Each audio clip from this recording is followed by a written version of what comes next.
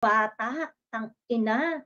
Pinapasweldo kayo ng sambayan ng Pilipino, pinagputahan ng mga tao, including ng mga vloggers. Sagutin ninyo ang mga tanong sa inyo. O ngayon, pagdidiskatahan nyo naman yung mga vloggers, para saan? Pilipino, yun ang dapat na pinagsasagot ninyo, hindi yung pagkapikon nyo sa mga vloggers. Pati ikaw, Barbers, Diyos ko, meron na naman statement itong si Barbers, okay? Meron na naman statement itong si Barbers, kakapost ko lang, na kung saan gusto raw nilang imbestigahan ng mga vloggers na nagpapakalat ng fake news tungkol sa Quadcom. Hindi masaya ang mga tao sa inyong performance sa Quadcom. Anong gagawin natin? Anong gusto nyo? Pilitin nyo kami na matuwa kami sa trabaho niyo sa Quadcom? What have you done? Tama. Galing mo ate. Retired na mga men in uniform, kagaya ni General Wilkins Villanueva. Hindi nyo lang gusto ang tono ng mga sagot niya, kinontempt ninyo. Yung sa amin, Barb. Yung Barb, Bangsamoro, no? Yung sa amin, no? May kapayapaan doon sa Mindanao ngayon. Mismo Barb rin yun. Dahil kinuterte. Napahirapan ng mga BPM. Nako. Noon pa sa ninuno nila. Maliit pa ako, naranas na namin sa probinsya. Sa Lanao po ba kayo galing? Maranao. Ang tatay ko Maranao, ang nanay ko Iranon. Pero marami na kami parang kinamulatan ko ng hirap ng pinagda namin nung kasalukuyan ng Marcos. Yes. Magandang morning sa ating lahat mga kasama. Nandito naman si Kuya Goods nagbabalik. At syempre, kung hindi ka pa nakasubscribe, mag-subscribe ka na. Huwag mo lang hintayin na pagkalitan ka ni Kuya Goods. Mag-subscribe ka na, hit mo na yung bell para lagi kang update sa ating mga video. Totality invalid. Yan ang pahayag dito sa vlog ni Robin. Talaga namang invalid dahil kulang-kulang ho ang yung mga deklarasyon, bakit may blanco, bakit may kanere, at bakit pinirmahan ng sangkatutak ng mga bakulaw at mga dorobo ng bayan. Pinasabog. Yan ang title dito. Impeachment, BBM, heto na. Pinasabog na ni PRD ang korupsyon ni Bangag. Maaari ito mga kasama. Talaga namang hindi kaaya-aya. Lalo na bakit nagkaroon ng ganun. Buti na lang nagkaroon ng magaling na senador na si Congressman, senador tuloy, sorry Kuya Goods. Buti na lang nagkaroon ng ganong congressman na magaling, may panindigan at buo loob. Siniwalat niya yung kabulustagan ng mga kurakot ng bayan. Isipin mo, kung matinukang namumuno, dapat alam mo. Binasa mo kung ano yung pinirmahan mo at sinaliksik mo kung mayroon bang kulang. Dahil kung ganyan at pinirmahan mo, ibig sabihin mayroong din sa buwatan di umano na nangyari. Ano sa palagay nyo mga kasama? Hindi ako mapalagay. Pero ang alam natin sa dulo ng ating video, nanggigigil, nakakapanig ng laman. Kaya pinagmumura na ho, Pinagmumura na ho ng isang vlogger. Itong mga nasa kamera na dorobo. Yung mga bakulaw dyan. Sa dulo ng video, abangan nyo kung ano yung statement ng ating kababayan doon sa nangyaring Kalye Survey. Hindi alam ng nakakarami. Pero, doon sa mga milyon-milyong Pilipino na sumusuporta sa mga Duterte, alam na alam nila kung ano yung nangyari sa panunungkulan ng mga Duterte. Ito na. Pero bago tayo magsimula, isang like, isang share, all goods tayo dyan. At like nyo yung video at share. Kaya mas maganda mga kasama, ito na si Chikadora na ang bahala magkwento. Pasok! Binatikos ni dating Pangulong Rodrigo Duterte ang 2025 national budget ng administrasyon ni Marcos Jr. Matapos itong ibunyag ang umano'y nakakabahalang anomalya sa bicameral conference committee report. Ayon kay dating Pangulo, ang naturang budget ay invalid and unenforceable. Totoo yan. Sa mga bahaging iniwan. Napakita ko na yan sa inyo kahapon, pero mas maganda sa malinaw, may replay at doon sa mga hindi nakapanood, makita ito. Ito yung figure, oh. May figure, may amount. After the acronym PCA, quote and quote, PCA, delete the amount in figures that ayan nakalagay 889 billion o million. O million, kasi mahina tayo sa pera. Wala kasi tayong ganyang kalaki. O million ba yan o billion? 9. So million, tama ba? O million. 889 million and replace with. Ano i-replace mo? Baka lagyan mo ng 7 digit o 8 digit o 9 na digit o 12 digit, ha? Baka mas lakihan pa yan. Ito, after the acronym NIA, hindi natin alam yung acronym na NIA eh. Delete the amount in figures, 74 billion na ito eh. 74 billion 570 million 743,000. At palitan mo ng itong halaga. Wow! Pero blanco. After the word total, delete the amount. Total. The word total, delete the amount in figure. Ito na. 100 trillion na ito. 1, 2, 3, 4, 5, 6. Trillion na ba ito? O billion? O replace with the blank. Ganyan kadali sila gumawa ng sistema. Sabi ni Aling Maricar, Kuya Goods, talaga naman, ibang klase talaga, Merong katalinuhang bobo, sabi ni Aling Maricar. Bakit nasabi Aling Maricar? Kasi biruin mo, naglagay ng digit, tapos i-replace mo ng ganito. Tapos may pirmahan. Nakita niya ba? Binasa niya ba? Nako po. Si Aling Maricar, matindi rin magsalita ito eh. Tuloy. Ang blanco sa budget na malinaw na paglabag sa saligang batas at umiiral ng mga batas kriminal. Ang isyong ito ay unang natuklasan ni Davao City 3rd. Pansinin nyo Ay, in-interrupt ko. Marami nagagalit sa interruption ko. Sorry naman po. Eto pansinin nyo. Andyan yung yan, kagaya ng CHED. May presyo eh. Pero sa total, kagaya doon sa pinakita kanina, total, di ba? Papalitan mo ng ganun daw kasimple magnakaw. Di umano. Sabi ni Aling George. Naku po. Blanco, total. Anong gagawin dito? Ano ang plano? Ang tanong. Kung ikaw ay matalino sa matalino at alam mo yung mga kadorobuhan ng mga tao yan, naku po. Isang sinisipon tayo, sorry. Isang bagay lang ang alam natin dito. Isang sinyalis ito na talagang nanakawin na. Ang alin? Kita nyo naman. Bakit puro blanco pero may mga involved na pera? May amount. Tuloy. District Representative Isidro Ungap, dating chairman ng House Appropriations Committee. Ayon sa ulat, may mga blankong bahagi ng Bicameral Conference Committee report, partikular sa Department of Agriculture at mga unprogrammed appropriation. Kita nyo? Doon sa unprogram, malaki? Malaki yung amount, pero blanco rin. Ang program ites. Ibig sabihin, pagdating ng matapos ang termino, for sure, ubus na ang kaban. Ubusin pa talaga. Kita mo, galing kumanta ni Kuya Goods. Tuloy.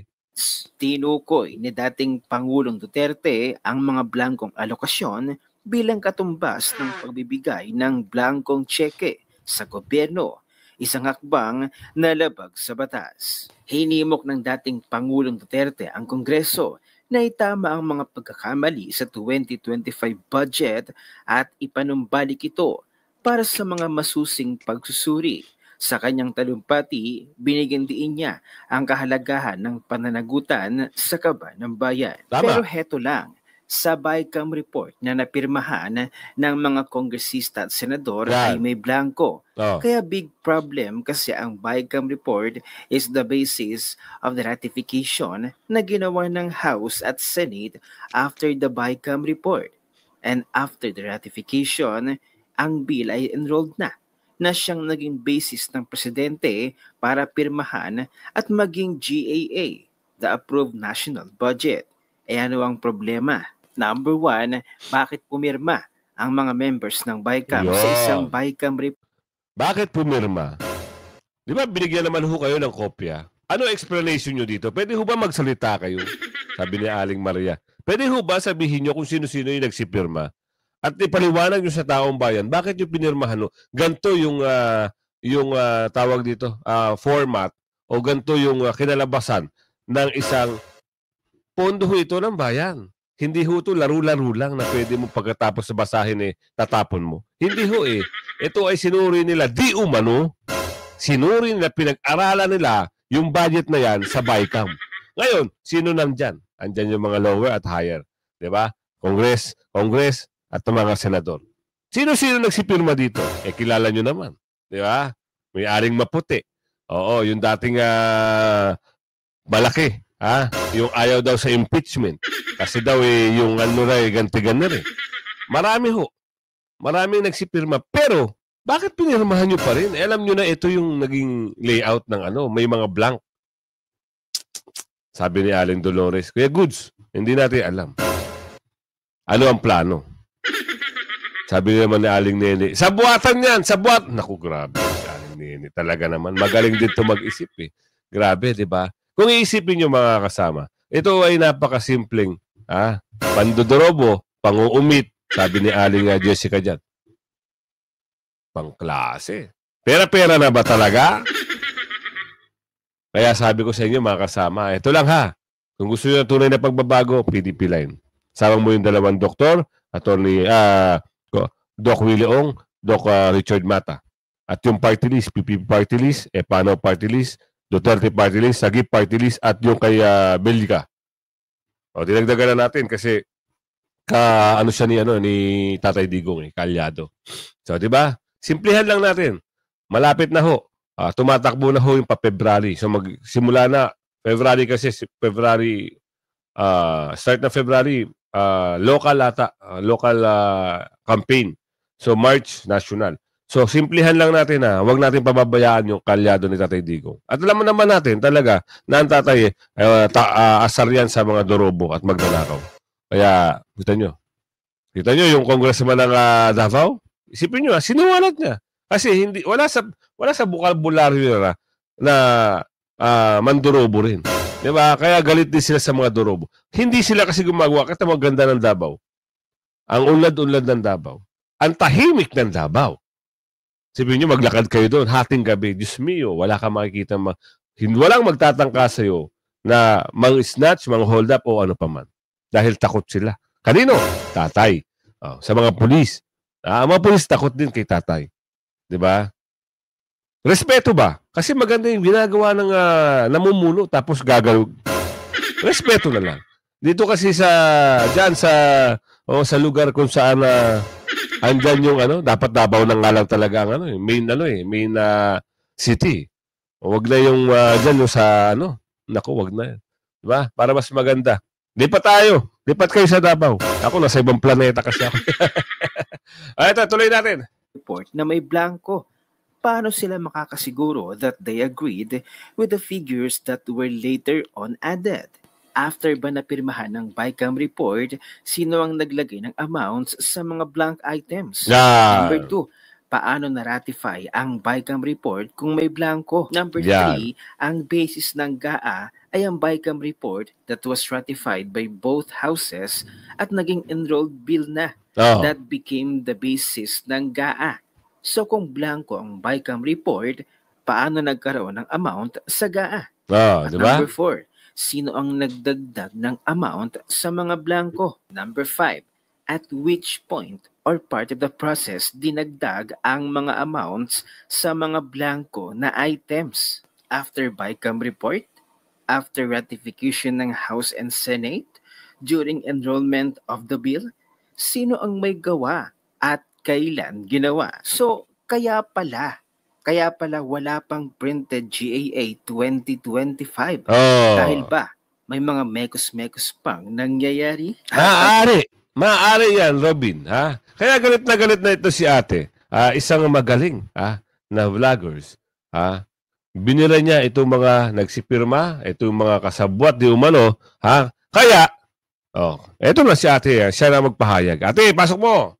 nakakairita talaga si Migs Nograles. Pag may nag-repost kasi, kinolate niya yung si Migs Nograles nung election ng 2022.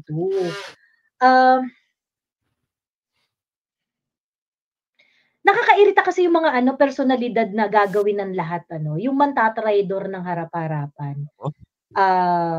Just to get power.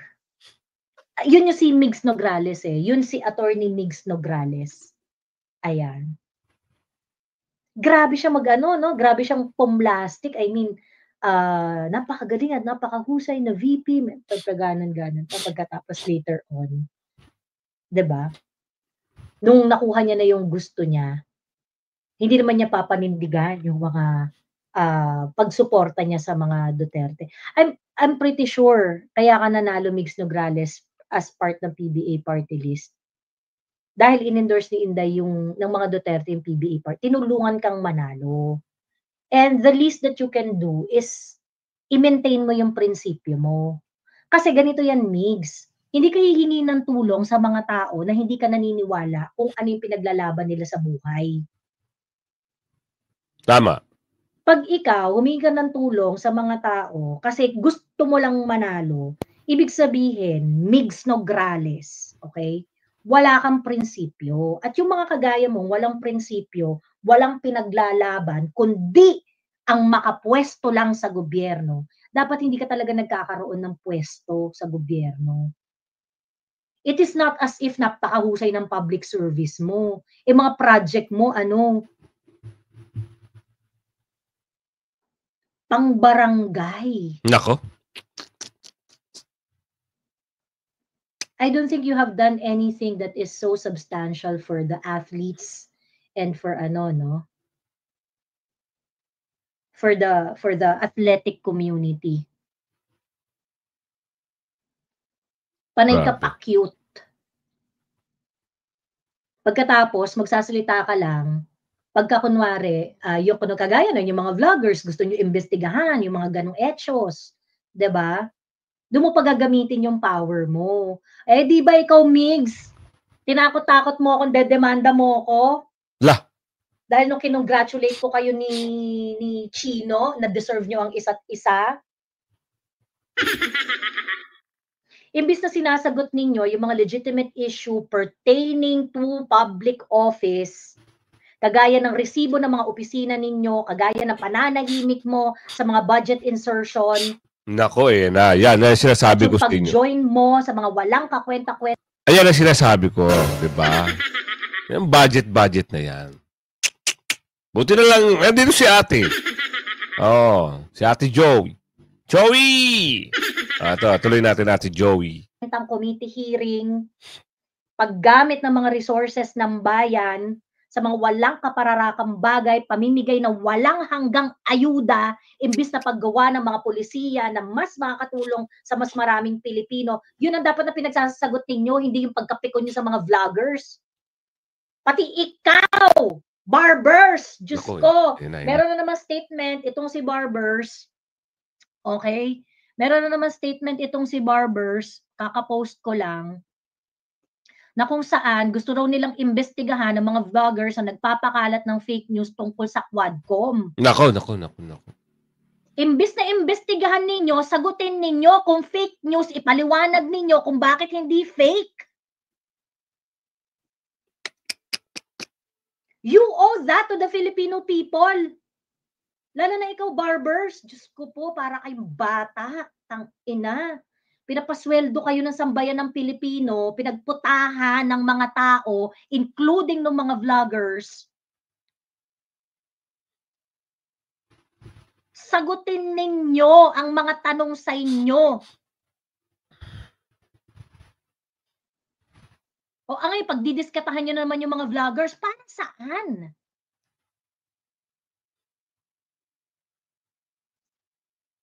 Kung hindi masaya ang mga tao sa inyong performance sa Quadcom, anong gagawin natin? Anong gusto nyo? Pilitin nyo kami na matuwa kami sa trabaho ninyo sa Quadcom? What have you done? Tama. Galing mo ate. Yung ginawa ninyo kay Alice Go, anong na-achieve ninyo doon? ginagalingan nyo ang trabaho ninyo, hindi kayo mamamalain. Namamalain kayo kasi bulok ang mga trabaho ninyo at pinaggagawa ninyo sa House of Representatives. Tumpak. Hindi kayo nagpa-follow ng respeto sa mga karapatan ng mga pinapatawag ninyo.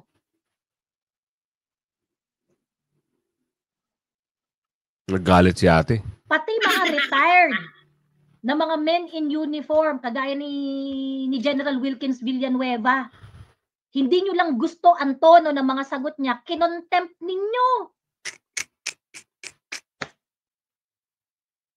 Namamalain kayo kasi kamalain-malain ang mga ginagawa ninyo. It is not acceptable for a lot of Filipinos. Totoo naman. At pagkatapos pagdidiskitahan nyo yung mga vloggers, papatawag nyo dyan, papahiyain ninyo, i-examine ninyo yung mga tax payment. I'm pretty sure yun naman talaga ang ninyo eh. And I hope if there would be any vloggers or who you are going to invite, actually mas maganda nga yun eh, harap-harapan eh. Para magkatanungan tayo dito eh. 'Di ba? Willing ba kayong matanong ng harap-harapan? Yan. Kasi ako, isa sa mga tanong ko sa inyo, mga putang ina nyo dyan sa Quadcom, ano yung resulta ng mga pinagagagawa nyo dyan? Diba? Isa sa mga piniimbestigahan ninyo, si Alice Go. O ba't hanggang ngayon, sinasabi nyo, peke ang identity. Ba't hanggang ngayon, hindi pa rin makancel ng PSA yung birth certificate niya? If the issue is so important and so real and so in accordance with the law, bakit hirap na hirap kayong pa-cancel yung birth certificate ni Alice Go?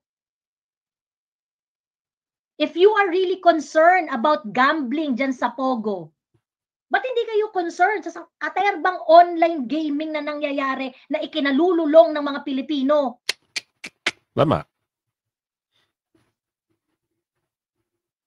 Dapat, kung magpapatawag kayo ng mga vloggers tungkol sa mga fake news and whatsoever, willing rin kayong mag-accept ng mga tanong.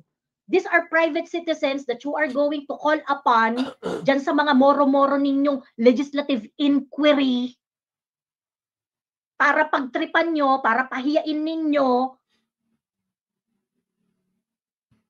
You should all be willing to be asked questions. Diyos ko, ayan na naman kayo.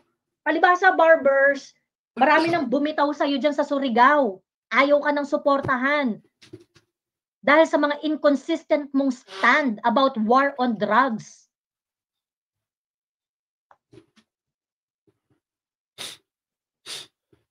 I hope all the vloggers will take it as an opportunity kapag ka nagkaharap-harap sa legislative inquiry ninyo. Masabi rin ng mga vloggers yung mga totoo nilang nararamdaman sa mga kagaya ninyong representative diyan kuno na hindi naman talaga nire-represent ang tunay na boses ng mga tao. Ganun.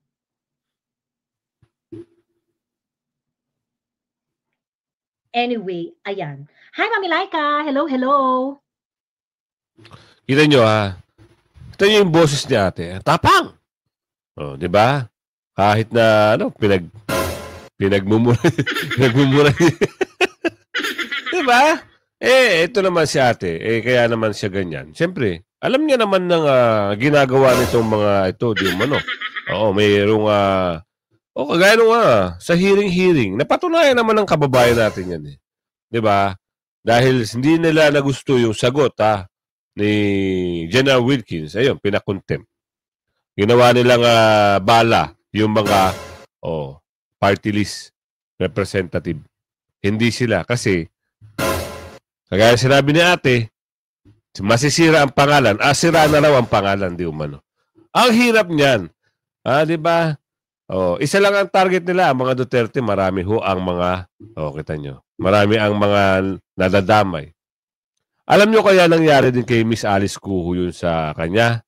malakas ho si Miss Alice Guo kahit hindi siya sinasabing Pilipino. Pero, ewan ko ba bakit may ganung batas, no? Ganito lang kasimple yan eh. Pag ikaw ay tumira, pag ikaw ay tumira sa Pilipinas o isang bayan o isang lugar na ikaw ay nagkaroon na ng citizenship, masasabi natin na, o residente, masasabi na natin na okay ka na eh. Diba? Yung tao, si Miss Alice Guo, may pasok lang ba? Malaki ho ang pakinabang ng mga taga Pampanga. Taga Pampanga ba si Alice Guo? Sa may ano? Hindi ko sure kung saan lugar siya naging mayor. Kung nakikita ko kasi yung mga comment ng mga mga kababayan niya, grabe ho, todo suporta sila. Siguro may makakalaban na malakas. O may makakalaban, ito na. Sipon ko. Ay, nako. Hirap pag may sipon. Lamig eh. May makakalaban siya. O gustong gusto talaga siya alisin sa pwesto. Ganun lang kasimple. Ang target dito, mga Duterte. Kaya ito, ano yung kwento rito? Ano yung usapin dito? Mas maganda, alamin natin. Kasi nakakabilib yung sinabi rito nila kuya. Pasok. Sir, kayo po ba'y pabor or hindi pabor doon sa impeachment laban kay Vice President Sara Duterte? Hindi tayo pabor eh. Kasi Duterte na naman may kakayahan magdisiplina sa buong Pilipinas. Nakita natin yung sample sila. O kahit saan ka ngayon, mapakalinis ang mga kalsada natin. Sino nagkikinabang? Tayong lahat, no? Pwede ka na lumakad ng kahit ating gabi, hindi ka natakot sa mga udasan. No? Malinis ang mga daan. So, bakit hindi tayo magpapasalamat sa kanila? No? Donalisin ka natin ngayon, 10 years. Pasko, 10 years. Ano pa hinahanap natin na tinong? So, yung mga corruption. Sa sariling ano ko lang, hindi ko sinasabi na tama ako, pero sariling opinion niyo po, sir. Observation. Opinion niyo, sir. Paniniwala. Thank you, sir, ha. So, hindi papayag si sir sa impeachment. Magkasundo na lang. Yeah, may ads po ha. Tapusin na natin yung ads. Marami ho ang milyon-milyon kababayan natin na ayaw na Kaya yung leader ng buong Pilipinas, sila ang hindi magkasundo na. Kasundo lang. Thank you po, sir, ha. Kayo, sir.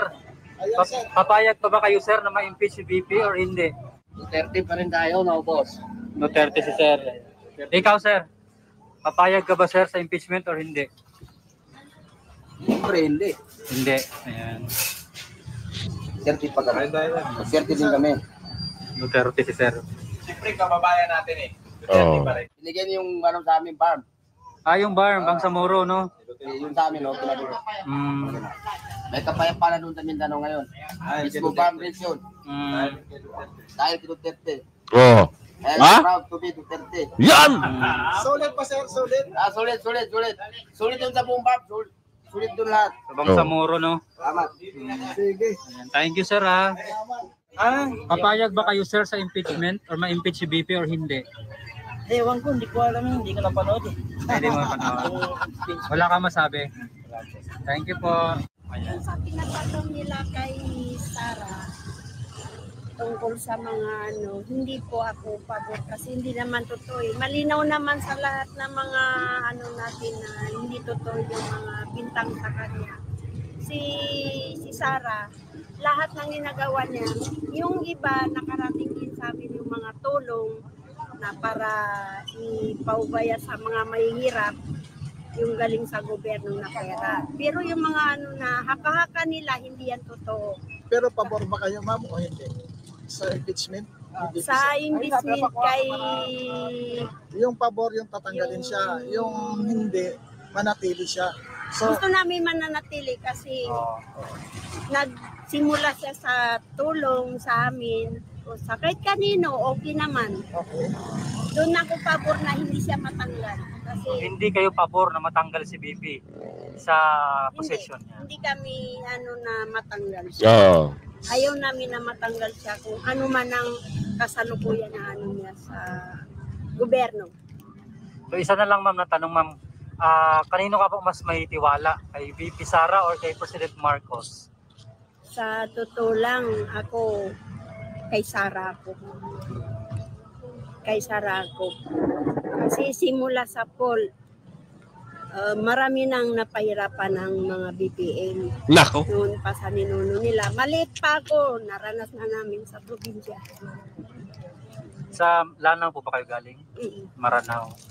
Maraming Ang salamat. tatay ko Maranao, ang nanay ko Iranon. Pero marami na kami yung parang kinamulatan ko ng hirap ng pinagda namin nung kasalukuyan ng Marcos. Hindi kami Sige, ma'am, salamat. Salamat, Mama. Maluwa-luwa na si Ma'am. Thank you, Ma'am. Mahirap kasi yung ma-remember mo yung mga Oo, pinagdaanan. naalala mo tuloy yung pinagdaanan nyo dati. Pasensya na kayo, ma'am. Sorry sa tanong, Mama. Mababang luha ko eh.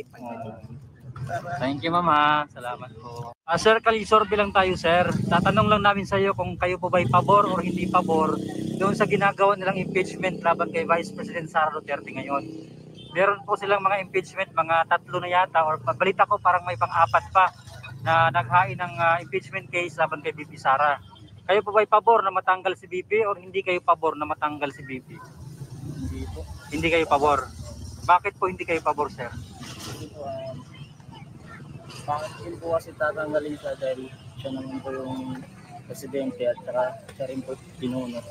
Kailangan dapat po siya tanggalin dahil ang bayan hindi po magagawa sa paglilinis kung saan-saan man para umunlad yung bansa natin.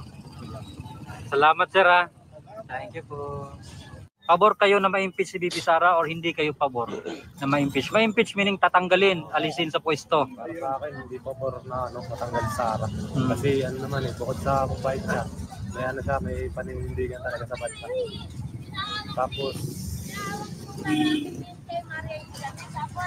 maganda siya mag-guide ng mga tao, magdala at saka magsalita ako. Nakita mo na ba siya, sir, personal? Nakita ko na po sa yung pagtakbo ng BBM, nakita ko na sila sa Bulacan sa may Philippine Arena? Philippine Arena. Sila galing ng bago. Ayan mga kasama, kita nyo ha. Halos yung kababayan natin na mga Muslim ay hindi pumapabor na ma-impeach si VP Sara. Pag pinagsama-sama mo yung religious group, IMC, KOJC, Muslim, Pilipino na sumusuporta kay VP Sara, sa mga kay Tatay Digong at sa mga kalyado ni Tatay Digong, migrante, OFW, taga Mindanao, for sure, solid yan, Davao, Cebu, Bisaya, Samar, for sure talaga. Hindi yan papabor. Kaya kayo mga bakulaw na nagsusulong, 3 impeachment at humihingi pa kayo ng dagdag na suporta para pumirma yung 1/3. Ewan natin kung pipirma kung sino-sino. Pangalanan nyo kung sino pipirma para alam ng ating kababayan kung ano yung tunay niyong kulay. Hanggang sa muli, mamaya abangan nyo yung upload natin mamayang hapon. Araw-araw tayo may upload. Hanggang sa muli, huwag kang pahuli sa mga balita. Issue at reaksyon ng bayan. Bye-bye!